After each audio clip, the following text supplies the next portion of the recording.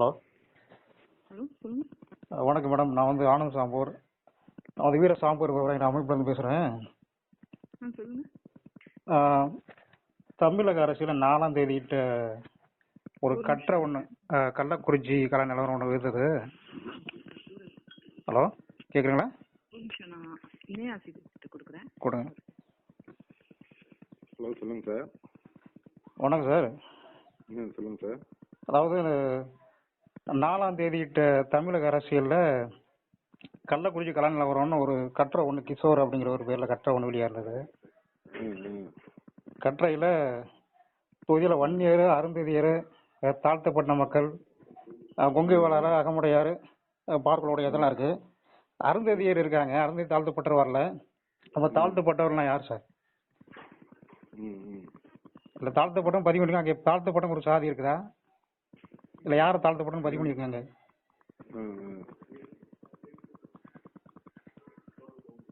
Hello, அதை பார்த்து நான் சொல்லிக்கிறோம் நம்ம. இல்லை, அது தாழ்த்தப்பட்டவன் யாருன்னு சொல்லுங்க கேட்கறேன். ஏன்னா இப்போ இது ஒரு அருந்ததியர், இப்போ பொதுவாக தாழ்த்தப்பட்டவங்கிறது ஒரு கெஸ்ட் இருக்கா?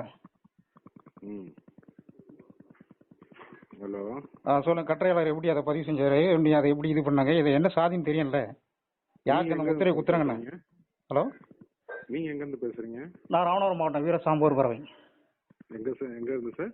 ராமநாதபுரம் மாவட்டம், ராமநாதபுரம் மாவட்டம். ஓ, சரி சரி சார். இதை பார்த்துக்கோங்க சார், அது சொல்லிடுறோம் நான். ஆமாம், ஏற்கனவே மறுப்பு கொடுத்துருக்கோம் நிறைய பேர். அதாவது தாழ்த்தப்பட்டவர் முத்திரை வந்து ஒன்றும் ஒரு கெஸ்ட் எல்லாம் கெஸ்ட் போட்டுருக்காங்க.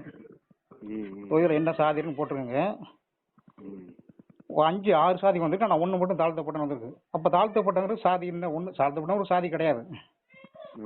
ஆமாம், சொல்லுவாங்க. சொல்லுங்க. சரி சார், நான் சொல்லிக்கிறோம்.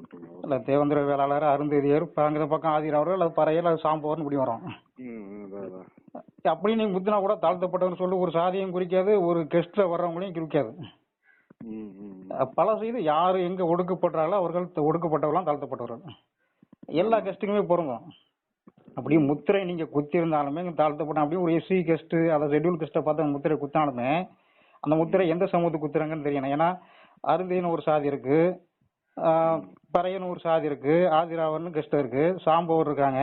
அப்ப நீங்க என்ன சாதி அங்க அடையாளப்படும், பறையலுக்கு அந்த முத்திரை குத்துறாங்களான்னு தெரியணும். ஏன்னா அதாவது கள்ளக்குறிச்சி தொகுதியில வந்து நீங்க அங்க சுட்டி காட்டுக்கிறது அதான் நான் நினைக்கிறேன். வன்னியர் அடுத்து பறையர் தான் அதிகம். அங்க அருந்ததியர் காட்டுறாங்க. அப்ப அது அங்க சாழ்த்தப்பட்ட முத்திரை யார் குத்துறாங்க, பறையல் குத்துறாங்களா அப்படின்னா தெரியணும் எனக்கு. ஒன்னு பறையன்னு பதிவு, சாம்பவன் பதிவு, ஆதிராவன் பதிவு. அப்படி இருக்கும் தாழ்த்தப்பட்ட முத்திரை எது குத்துறா, எல்லாத்தையும் விட்டுட்டு கடைசியில் அது பறையலுக்கு போய் அந்த முத்திரை கொடுக்குறக்கா? உங்களை போன்ற ஊடகங்கள் செய்யறது கிடையாது. ஆமா, மாத்திருங்க. இல்ல டோட்டலா பதிவு பண்ணாம விட்டுருங்க. பதிவு பண்ணா ஒன்னு சாம்பவன் பதிவு பண்ணுங்க, பறையன் பதிவு பண்ணுங்க, ஆதிராவன் பதிவு பண்ணுங்க. எத்தோ நேம் இருக்கு.